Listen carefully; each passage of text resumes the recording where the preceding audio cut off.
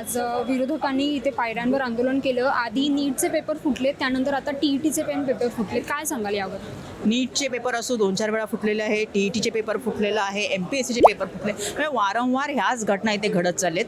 इथे सरकारला खासदार फोडी, आमदार फोडी यापासून टाईम नाही आहे आणि त्यामुळे ते जे पेपर फोडी त्याच्यावर लक्ष देत नाही आहे. आणि जरी शिक्षा झाली तरी जे खालचे लोक आहेत, खालचे मोहरे आहेत, त्यांच्यावर शिक्षा होणार आहे. जे मेन मोहरे आहेत त्यांच्यावर शिक्षा होणं अपेक्षित आहे. ते झालं पाहिजे तरच ह्या घटना कुठेतरी थांबणार आहेत. नाहीतर ह्या घटना वारंवार अशाच घडणार आहेत. त्याच्यामुळे मुलांचं भविष्य धोक्यात येणार आहे, पालकांना होणारा त्रास दिसणार आहे. पण तरीसुद्धा हे सरकार ह्याच्याबद्दल काही उदासीन भूमिका ठेवलेली आहे. आणि ह्याच्यावर आम्हाला असंच वाटतं की जे शिक्षण मंत्री आहेत केंद्रामधले आणि महाराष्ट्रात या सगळ्यांनी राजीनामा द्यावा, ही त्याचे उत्तर आहे. एकूणच पाहायला गेलं तर जेव्हा नीटचे पेपर फुटले त्यानंतर कॉकरोच जनता पार्टी यांनी अजूनही आंदोलन घेऊन धरलंय.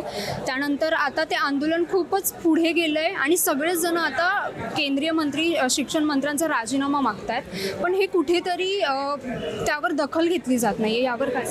तुम्ही जसं म्हणाला की कॉकरोच जनता पार्टीने ह्याची दखल घेतली, त्यांनी आंदोलन केलं, तर तुम्हाला हेही सांगू इच्छिते की काँग्रेस पार्टीने सुद्धा दखल घेतली आहे. राहुल गांधीजी स्वतः जाऊन विद्यार्थ्यांना भेटलेत. आंदोलन सगळ्या राज्यामध्ये सुरू आहे. आम्ही सुद्धा इथे आंदोलन करत आहोत आणि त्याच्यामुळे ह्याच्यावर कार्यवाही हवी ही आमची सुद्धा अपेक्षा आहे. शिक्षण मंत्र्याने केंद्रामध्ये नीटच्या परीक्षेसाठी राजीनामा द्यावा आणि आता जी TETच्या एक्झाममध्ये जो घोटाळा झाला आहे त्यासाठी इकडच्या राज्य शिक्षण मंत्र्यांनी इथे आपल्या राज्यामधल्या कॅबिनेट मंत्र्याने राजीनामा आम्हाला अशी अपेक्षा आहे. आता एकूणच पाहायला गेलं तर नसरापूर प्रकरणात आरोपी भीमराव कांबळे यांना कोर्टाने दोषी ठरवलं होतं. आज त्यांचा निकाल आहे. एकूणच या सगळ्या प्रकरणाकडे कसं पाहता? कारण महाराष्ट्रात आणि देशातही अत्याचार अशा घटनांचे प्रकार हे सातत्यानं वाढत आहेत. पण या आरोपीला दोषी ठरवलंय, अजूनही निकाल यायचा बाकी. या प्रकरणाकडे कसं पाहता? मला ह्या प्रकरणात एवढंच आनंदाची घटना वाटते की ही लवकर काहीतरी ह्याच्यावर कार्यवाही झाली. कारण इतर आपण घटना बघितल्या, इतर मुलींवर झालेले अत्याचार बघितले, तर त्याच्यावर घटना ह्या ज्या कायद्यामध्ये वारंवार त्याच्यावर तारीख पे तारीखच मिळत असते आणि त्या मुलींना न्याय मिळत नाही. त्यामुळे जर ह्या कुठल्याही ज्या घटना त्या फास्ट ट्रॅकवर घ्याव्या आणि ज्या व्यक्तीने केले त्यांच्यावर कठोरात कठोर कार्यवाही.